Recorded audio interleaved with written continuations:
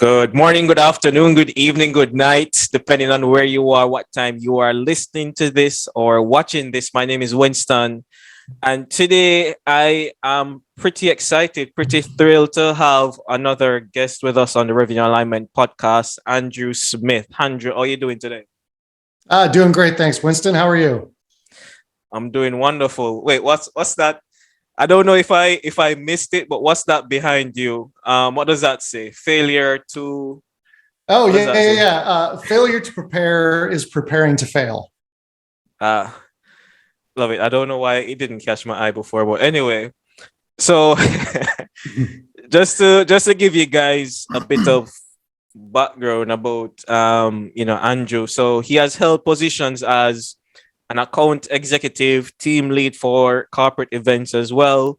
Held positions as marketing manager, engagement manager, senior marketing manager, senior marketing consultant, and he's currently the director of growth for revenue operations at Directive, which is a customer generation agency for software companies. I'm definitely interested to hear more about the customer generation part.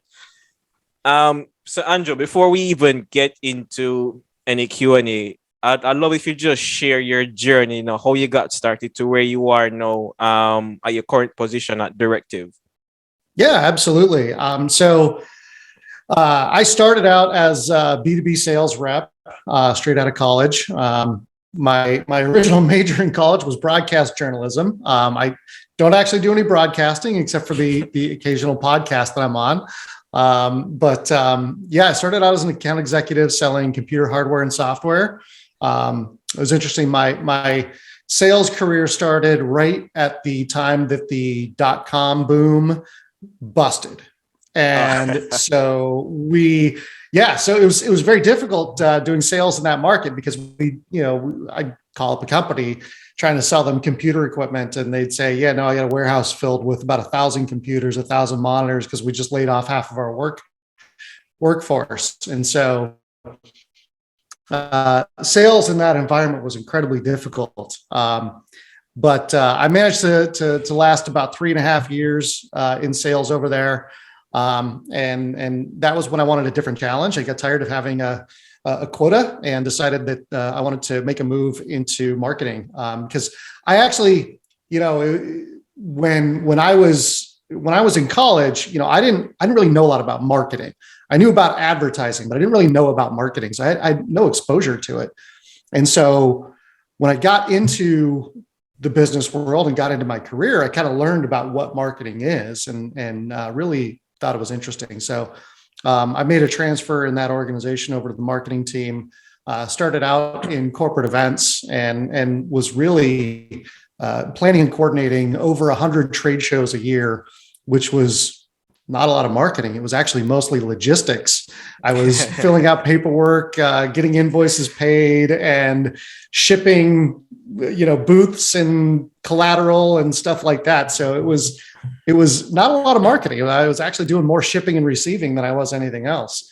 And then eventually, that just kind of evolved a little bit, and I got more into some marketing strategy and things like that. And then after that marketing job, I was laid off during the recession of that happened in the late 2000s there, and went back into sales, more on a B2C side, where I was working for race car school.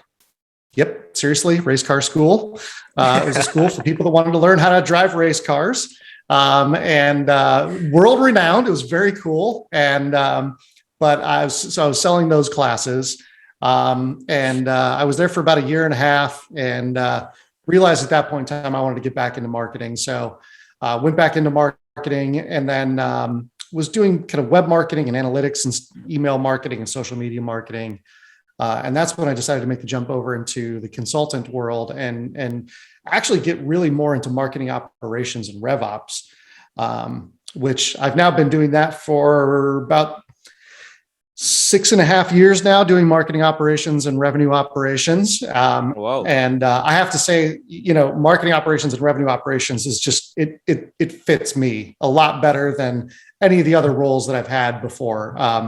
It's what I love about it is when most people think about marketing, they think about like, creatives and design and copywriting and stuff like that. And like, that's not me. I'm absolutely not a creative.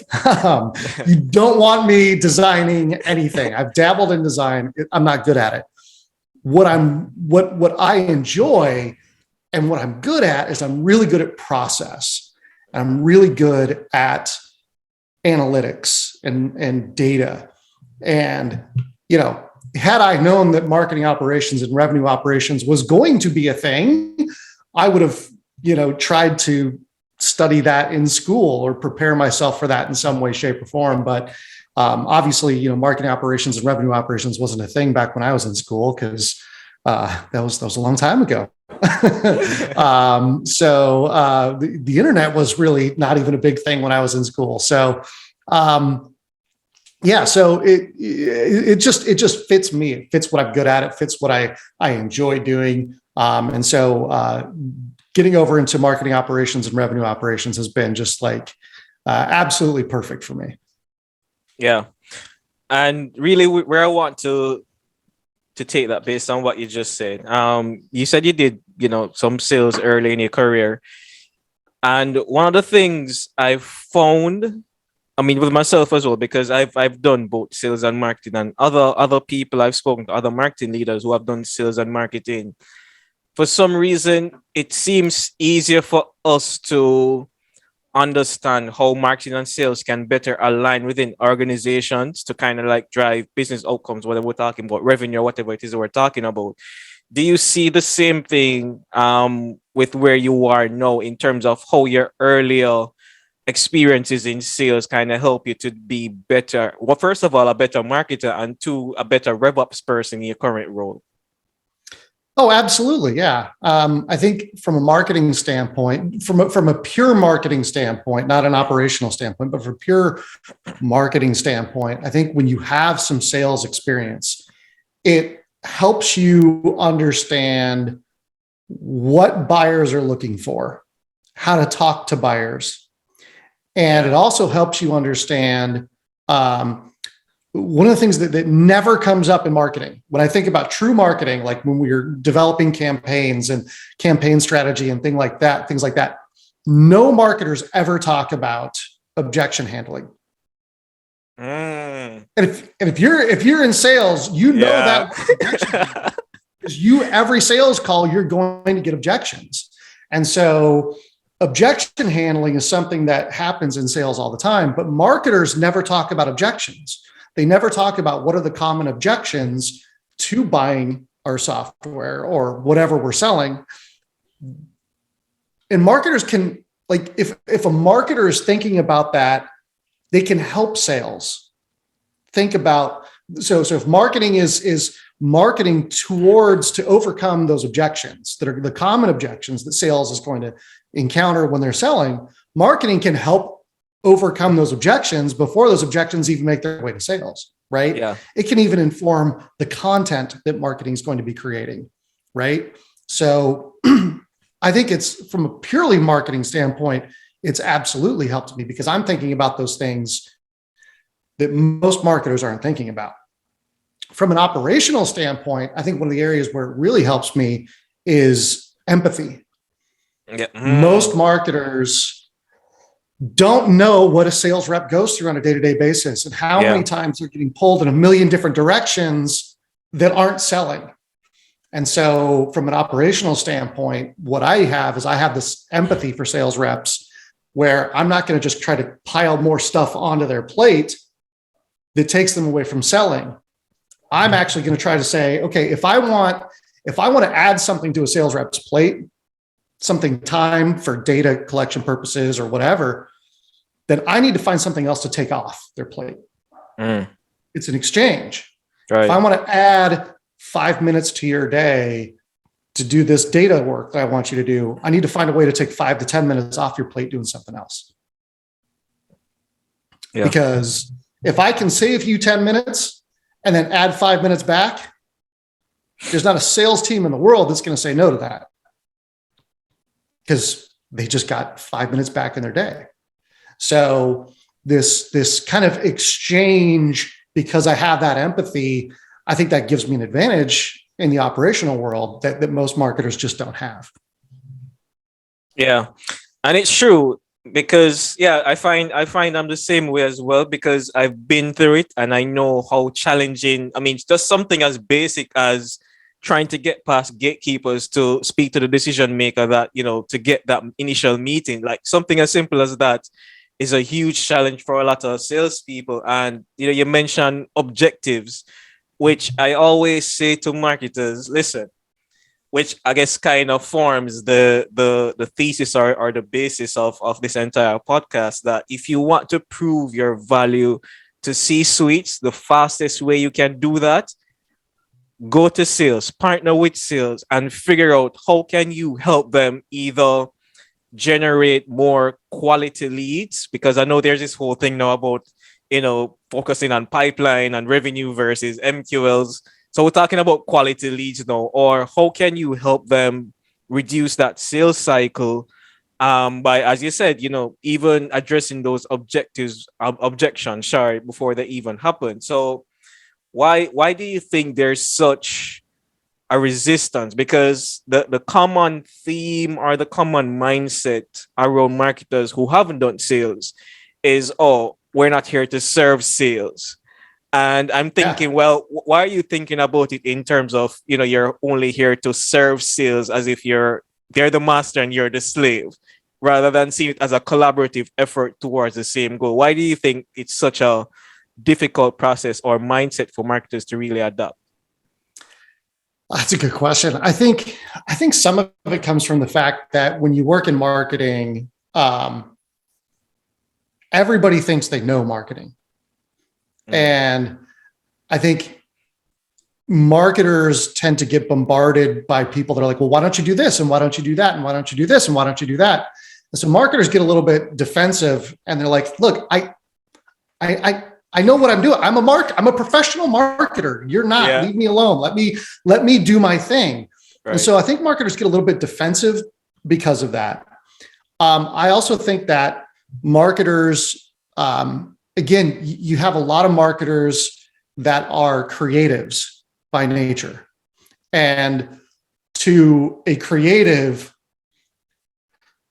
it's they're in this for an artistic endeavor.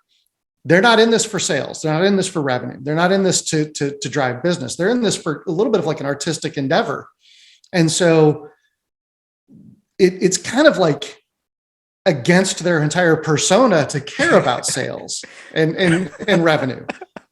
So I think that there's a little bit of, I think it's a combination of those two things. There's never just one thing, right? There's never just one reason. I think it's a combination of those two things. And then, there's just this constant, I think it's just that constant pressure that also comes from sales. That's like, hey, get us more leads. We want more leads. We want better leads. We want, the perfect lead. And marketing kind of sometimes gets a little annoyed by that pressure that comes from sales. And so it makes it sometimes not difficult, but it makes marketers not real likely to work with sales. And so it creates this kind of barrier between the two, and they kind of argue a little bit. And I also think that a lot of time, particularly with sales reps a lot of times think of marketing as the arts and crafts department. and that's it. And so sales doesn't always give marketing the respect that it deserves. And so there's a little bit of a battle there. And it's not healthy. It's certainly not healthy, but I think those are probably some of the reasons why marketing is less likely to reach out to sales. Yeah. And I mean, I agree. I'm more on the create. Well, I guess I'm a balance of both the creative and the analytical, but I've kind of, I guess you could call it, had an awakening or an epiphany when I moved out of really a marketing role within a company and I started doing freelance. So I started speaking with a lot more CEOs And what they were complaining a lot about in terms of, they don't see the value in marketing. They see it more as a cost because it's not driving revenue business. So really, what I would love to know from you is, we're talking about driving business outcomes. How can marketers really prove their value, whether to the sales team? Because believe it or not, and I say this all the time, um, it might suck, but most marketers or marketing in general don't hold leverage within companies. That's just the reality. And it goes back to what you just said, because they're Yeah. mostly creatives. They aren't focused on driving business outcomes. So how can marketers really prove their value at a C-suite level, or even prove to the sales team, making that shift from more of the creative side to more of the revenue, sales, business outcome driven side? Yeah. I mean, I think that starts with I think it starts with the focus on driving quality leads and making sure that marketing isn't sending sales work. It's a partnership. It's marketing is the front half of, or kind of the front third of a revenue process, and we're all in this together. Yeah. So I think marketing has to start understanding that those concepts really right there. And then from a proving their value standpoint, that's where the data comes into play. When you have data that shows an entire buyer journey and the process that somebody went through and the steps and the stages that they went through, that shows that, hey, the very first interaction that we had with this person was on LinkedIn, and they came over to the website, and they didn't do anything on the website. They maybe looked at a couple of pages, but that's about it. And then 2 weeks later, they searched us on Google and they found us organically, and they came to this page, and they filled out a form to download a white paper, and then and be able to see that journey. I think that helps marketing show, number one, that we are bringing quality leads in, and then being able to track the outcome of that lead, or the leads that they've brought in, to see, have they turned into pipeline, have they turned into bookings, and what is the lifetime value of these people that marketing's helping to bring in. I always think that one of the other big reasons why I think there's a division between the two that I forgot to mention earlier, but I think it pertains to this question as well, is if you think about back in the mid 2000s, when the original Serious Decisions waterfall came out, and there was this concept of a handoff from marketing to sales, and marketing says, here, sales, I've delivered you this lead, you go do your thing. And usually what would happen at that stage is marketing would stop interacting with that person. Well, I think when that happens, it's no longer being viewed as a partnership internally. And in order to have a partnership, I don't like the idea of a handoff. Yeah. I framed it up as, we're not doing handoffs anymore, we're doing handshakes. And the handshake is that we're all in this together. And we're not just going to hand you a lead and let you do your thing. Like, we're going to continue to nurture this person, and we're going to continue, and we're going to collaborate on an approach, and we're going to make sure that the approach that we're taking is the right approach, and that it's tailored to this person and this company. And so I think that helps marketing prove their value. When sales views you as a partner, sales is less likely to go complain to the CEO about lead quality. Right. And then I also think that marketing, when marketing is doing their reporting, marketing for the longest time was reported on things like clicks and views and likes and comments and shares and engagement and all this stuff that has nothing to do with what CEOs care about. Yeah. CEOs care about revenue. They care about bookings. They care about, are we hitting our financial targets? And so if marketing starts speaking more in terms that are going to resonate with the CEO and the CFO, and marketing's talking about hitting a bookings target, and marketing's talking about hitting a pipeline target. And that, hey, in order for our company to hit our goals, marketing has to help us hit a 6x pipeline goal, because we know that, 1 out of every 6 deals or opportunities turns into a deal. And so we need to have a 6x pipeline goal. And we're currently at 85% towards our run rate. And like, if marketing's speaking that type of a language when talking with CEOs and CFOs and chief revenue officers and chief sales officers, you're going to come in, marketing is going to be seen as more of a business partner than, again, the arts and crafts department. So there's also this language that has to change, that marketers need to speak the language of business, not the language of marketing. Yeah, I agree. All right, awesome. I love that in terms of seeing themselves more as business partners. That's a good one. So still sticking on the topic of leads, I want to quote something that you said on LinkedIn a few days ago, and just give me your thoughts around it. So it says, or should I say, what you said was, what's your lead gen or MQL goal for this year? How did you come to that number? Is it based on actual math of what's achievable based on your total addressable market and ideal client profile, or did you just take last year's number and add 10% or 20% or whatever your company's growth target is? So I find a lot of marketers do this, where they say, all right, they don't really have any sort of data or benchmark. They just say, all right, last year we did X, let's just 2X that. And then that's our goal for this year. So what's your thoughts around how marketers can approach, whether it's a pipeline goal or a revenue goal, or an MQL goal or MQL goal? How do you suggest they approach goal setting from a marketing standpoint to drive that bottom line? Yeah. So let me tell you a little bit about where that comment actually came from in the first place. So I was talking with a company that we were talking about what their MQL goal was for the year. And their MQL goal for the year was something like 5,500 MQLs. And I was like, wow, that's a lot of MQLs for a B2B company. So what's driving that number? Where did that number come from?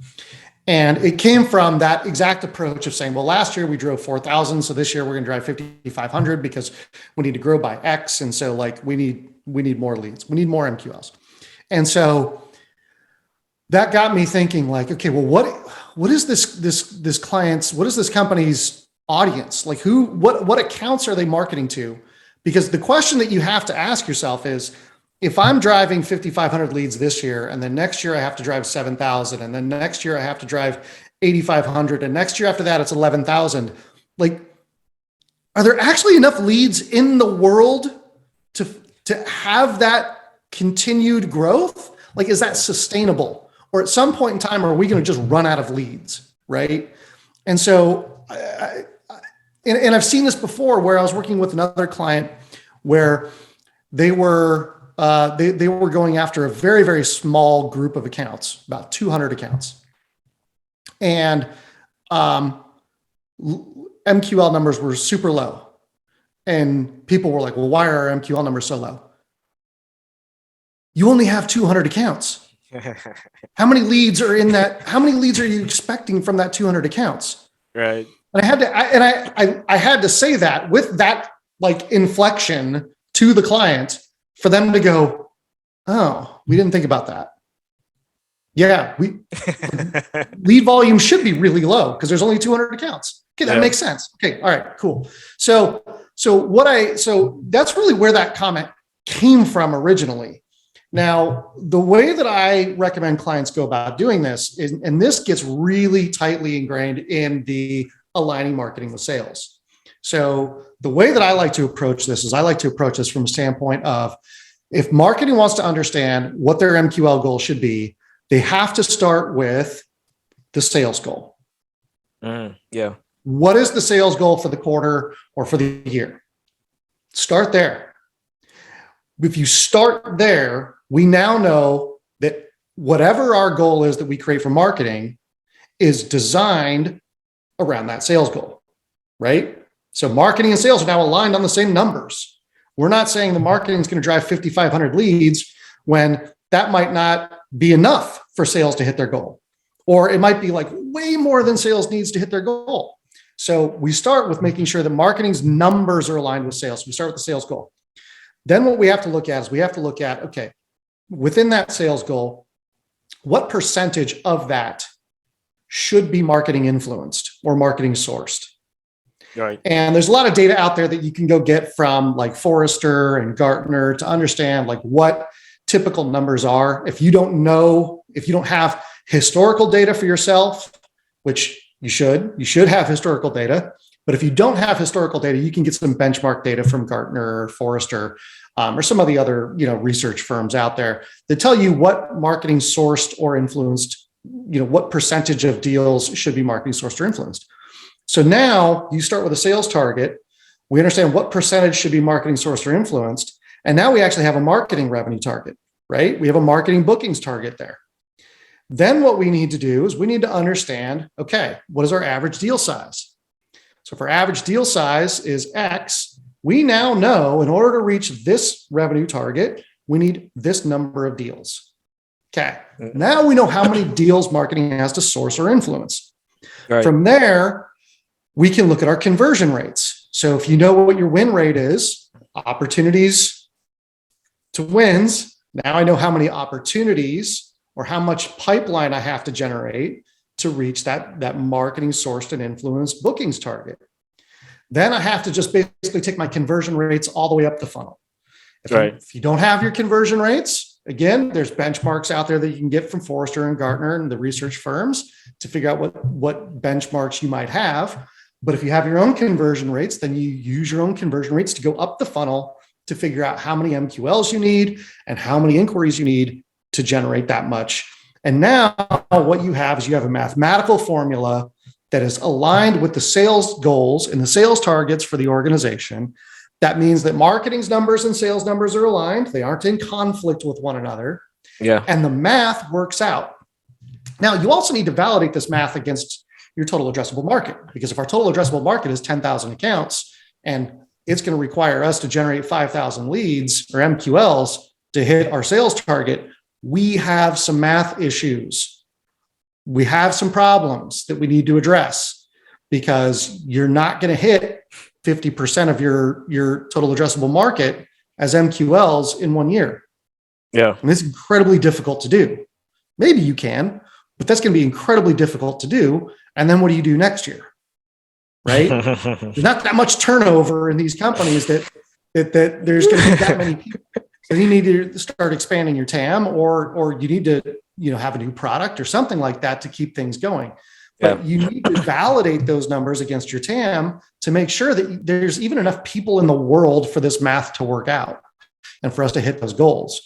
And if you don't have enough TAM to do that, then the solution becomes we need to fix our conversion rates, because maybe our conversion rates are bad. And that's why we need to hit 5,000 MQLs out of a 10,000 account TAM.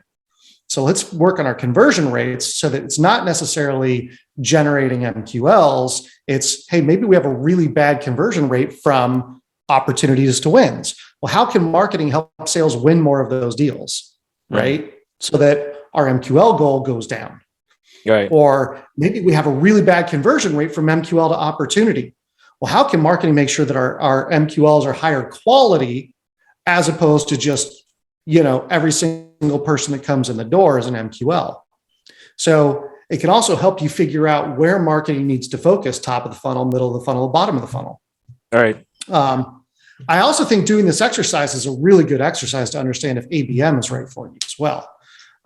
Because if that math just isn't working out, then you might need to take a look at ABM, because you have a small TAM and, ABM might be better for you, in which case, MQLs goes out the door, because we don't even bother with MQLs at that point. Yeah. Yeah. A good point. And I think the biggest takeaway I'm getting from this is having that mathematical process so that you can, use as a reference to really calculate how you determine your marketing and revenue goals, which I've found most marketers don't have, even marketing leaders. And I don't want to necessarily say it's their fault, because it's a delicate balance between, if you don't know that you don't know. Yeah. But also, trying to make that mindset shift, which sorry, goes into my next question around brand. Um because I've spoken to marketers where the main focus, like everything that you just described and broke down just now, that's not their focus.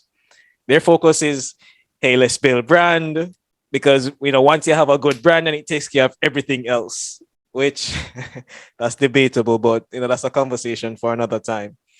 And I often say nothing is wrong with building brand, right? I support that. But you also need to balance it with everything that you just mentioned, which are the marketing activities that's driving revenue.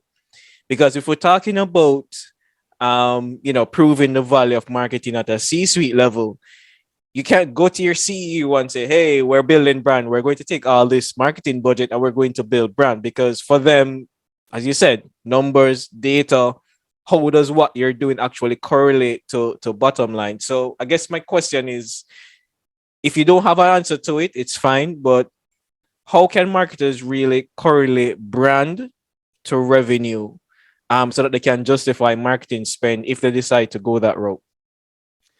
Yeah, I mean, I think I think it's important to separate brand from demand marketing or growth marketing, because demand marketing and growth marketing is going to have completely different metrics than brand marketing, Right. and both are important. It's incredibly difficult to do demand and growth without a brand. And if you're just doing brand and just hoping to rely on your brand, well, I mean, unless you're Apple or Coca-Cola or Nike or one of the massive brands out there, you're going to struggle. And so I think you have to have, to your point, I think you have to have a good balance of the two, but their metrics need to be completely different, and their metrics need to be separate. And because brand, it's going to be incredibly difficult to connect brand back to revenue. But what brand can do is brand can measure things like brand sentiment, brand, I just blanked on the term, but how visible your brand is in the market, impressions and share of voice, and all those traditional brand marketing metrics are still valid and good, but they need to be separated from the demand and growth marketing and those metrics. And so CMOs end up telling two stories. CMOs end up telling the story about the brand and how the brand is going. And then they also talk about the financial side, which is how much money marketing is driving, right?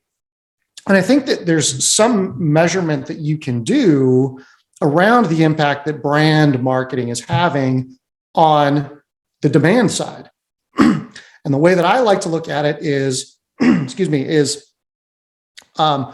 typically it's going to be through a couple of different things. Number one, it's going to be through direct traffic to your website. Right. It's going to be organic traffic to your website. The more visible your brand is, the more people have a positive reaction to your brand, the more those things are going to go up. You can also even look at like inbound phone calls. If people are calling your inbound 1-800 number without any prior engagements, it's likely that that's probably brand related, right? Right. And so you can measure those things. So you measure those things in relation to a brand campaign. So we're going to run a brand campaign from, let's say we're going to run a brand campaign from March 1st through May 31st. You want to look at benchmarks for the same time period the year before, and you want to look at benchmarks for a similar amount of time immediately prior to that. So you want to understand what your benchmarks are from, I think the math would be December 1st through February 28th. And then you want to look at what the brand campaign and how that brand campaign lifts all those metrics, direct, SEO, inbound phone calls, things of that nature, during the duration of the campaign. And what you should see is you should see a little bit of a bell curve that happens, right? You should see once that brand campaign launches, it starts going up, the hockey stick hits, and then you're going to plateau as that brand campaign starts losing its effectiveness because people have seen it a million times now. So you should be able to measure that bell curve of the impact of the brand campaign by looking at those metrics. But I know most marketing organizations don't do that. They don't look at that way. And that's also a good way that you can start putting some financial measurement around that brand campaign. Because if I can see that there's a lift in direct traffic to the website and a corresponding lift to the number of direct traffic MQLs and a corresponding lift to the number of opportunities that were influenced by direct traffic, I can start putting some financial numbers to that brand campaign using some, demand concepts and demand measurement ideas. You can still measure the financial impact of that campaign. Yeah, and I'm glad you said it without me even having to prompt it, because I was just about to mention that you can. This is how basically everything you just laid out. That's how you justify brand. That hey, we ran this brand campaign from X time to X time. Here are the metrics. Here's the data compared to last year. That means that investing in brand makes sense. So give us more budget to invest in brand, but you still have to come back. It comes back down to that data. Knowing your numbers, measuring your numbers, and not having a mindset of the most impactful marketing can't and shouldn't be measured, because I don't even know who came up with that idea. There's a lot of people particularly on LinkedIn, that have been pushing that idea a lot lately. And it's one of those things that I'm like, it's not that it can't be measured or shouldn't be measured. It's that it's not easy to measure. Right. And when it's not easy to measure, a lot of people just decide, well, guess what? It's not easy to measure, so it can't be measured, and I'm not going to measure it. So, but it can. It's just sometimes a little bit more difficult. You got to kind of make some assumptions, and you got to kind of stitch some things together, but it's measurable. Yeah. Yeah. And I think that's what really bothers me, is the idea that it's an accepted truth within the marketing community without anyone saying, well, have you really tried measuring it? I mean, I know everyone says it can't be measured, but have we even tried? And what you'll find is that most people will say, well, why bother trying? Because it can't be measured. I'm like, yeah, but have you tried? Like, have you, use your creativity, think outside of the box. So for example, even with the brand example that you just gave, one of the big aha moments for me, well, two things was when I was doing sales. I was doing both marketing and sales within a B2B tech company. So we would do the branding aspect, the creating thought leadership content. But then when we went out to sales meetings, we would walk into the room. I would introduce myself. The CEO would introduce himself, and they would have no clue who we are. But the minute we mentioned, hey, we're from such and such a company, then the reaction will be, oh, you're the guys that made that post on LinkedIn or Instagram, or, I saw a YouTube video with some content that you guys put out that was really great. And that's how you can get that immediate qualitative feedback that brand is actually working. Or even something I discovered the other day around, studying financial statements and how brand actually impacts market capitalization within companies, which affects the valuation of the company. And that's another way that you can go to your CEO and say, hey, brand affects the valuation of the company, so therefore we can increase the value of the company, which can attract more investment or investors to the company for you to accelerate growth. So going back to what you said in terms of thinking along those lines, like, don't just accept that, well, it can't be measured because everyone says it can't be measured. Like, think of creative ways how you could actually measure it. Yeah, absolutely. I think that, I see a lot of people that are, and there's this whole bandwagon lately of not measuring marketing. And as a data guy, as somebody that loves data, I look at those and sometimes they'll show like concrete examples of like, oh, you can't measure this. And I'm like, bet you I can. So it's funny. I actually wrote a blog article recently that's going to be coming out soon, specifically around how to measure the impact of podcasts. using marketing attribution, because there's a lot of people out there that'll tell you you cannot measure the impact of podcasts. You can't. I'd love to read that. I can. I got a whole strategy laid out in a blog article that everybody can read. And I promise you, if you're one of the people that tells you that has built their brand on the fact that you cannot measure podcasts and the impact of podcasts, I guarantee you that person will come and read that article and poke holes in it. As always. And you know what? That's fair, because at the end of the article, I admit that there are some holes and some gaps and things that you cannot measure exactly. But the fact that there's some holes and gaps in it doesn't mean that it's not a good solution. See, there's this idea, and a lot of the people that say that marketing shouldn't be measured or can't be measured, it's this logical fallacy called the perfect solution fallacy, which basically means that if the solution isn't a perfect, flawless solution, then it's invalid. Yeah. And the reason it's a logical fallacy is because it supposes that there is a perfect solution to this problem. And it also supposes that incremental improvements are not valid, because you should be able to go from 0 to 100 without stopping at any of the numbers in between. Yeah. Which is just not true. Like, if I can get you a podcast measurement strategy that is 95% effective, isn't that a lot better than 0% effective? Right. Yeah. Yeah, absolutely. Sure, you can focus on the 5% of gaps in that strategy and say, well, because of these 5% in gaps, this has no value. But I guarantee you 95% is always better than 0%, 100% of the time. So this logical fallacy has worked its way into marketing a lot in terms of how do you measure marketing? And so I always tell people, like, if you tell me that I can't measure something, I bet you I can. Awesome. I love that. All right. So with everything that you just said, well, not just said, but, throughout this entire conversation, I have met some people who they've listened to this podcast, whether it's tips that I'm giving them or, guests that I brought on. And they said to me, Winston, a lot of what you're saying, a lot of what your guests are saying makes sense.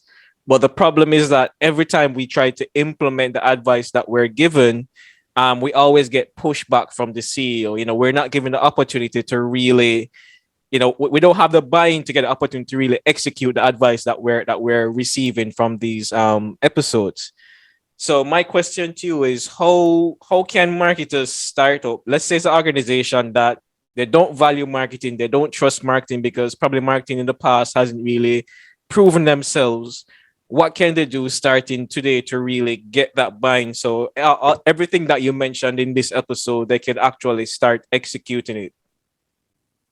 Yeah, I mean, I think the best way to get buy-in, particularly if you're talking to a CEO, is to put it in financial terms. I mean, CEOs that doesn't understand the value of marketing or that's had a bad experience with investing with marketing is looking at marketing as a cost center. They're looking at, okay, I'm going to go spend $1 million and all you guys are going to do is play with arts and crafts. Great. It's fantastic. That doesn't add any value to the business. So you have to think in terms of a business owner in how you're presenting the business case for marketing. And so you have to outline, if you give me $1 million, here's how I'm going to spend that $1 million. And here's how that's going to benefit the company. It's going to save the company this much money in operational expenses because we're going to streamline some operational processes over here. We're going to help build the brand, which is going to increase, site traffic and impressions and brand sentiment and all that stuff, which is going to have a financial impact of X amount of revenue. We're going to track our funnel. We're going to fix the leaks in the funnel, which is going to save the company X amount of money by wasted money. By the way, fixing leaks in the funnel is also going to increase revenue by X amount of revenue. And then we're going to improve the conversion rates in the funnel. If we can improve the conversion rates of opportunity to win rate by even 5% by investing in marketing and these marketing strategies that we've laid out, that's going to increase revenue by X% and Y number of dollars. And so you have to go into it building a business case, thinking in terms of a business owner, because that CEO doesn't want to just spend money, just doesn't want to throw money into a campfire. He or she wants to know that they're going to get value in return. So you have to show what that value is. You have to do the work. You have to do the math to figure out what that value is going to be, and then present that as a business case to the CEO. I love that. I love that. Short and sweet. So Andrew, as we're closing out, is there anything, probably any question I didn't ask, anything on the top of your mind around this entire conversation of marketers proving their value at a C-suite level that you can leave us with? Yeah, I mean, I think the one thing that is something that goes into a lot of marketing and impacts a lot of this stuff is there's a lot of marketers that I know that went into marketing specifically because I don't like math. Don't have to do math in marketing. Don't have to do math in graphic design.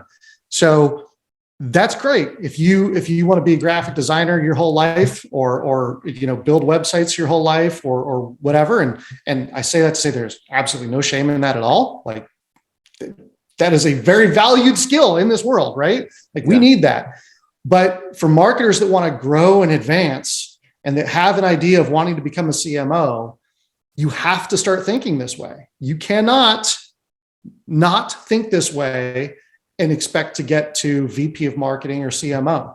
It's not going to work. You have to start embracing the financial impact that you're bringing to the business. You have to understand it. You have to be able to speak to it. And if you cannot, it will be a career limiter. So if career growth is something that you want to do, it's not an optional thing. You have to start learning this.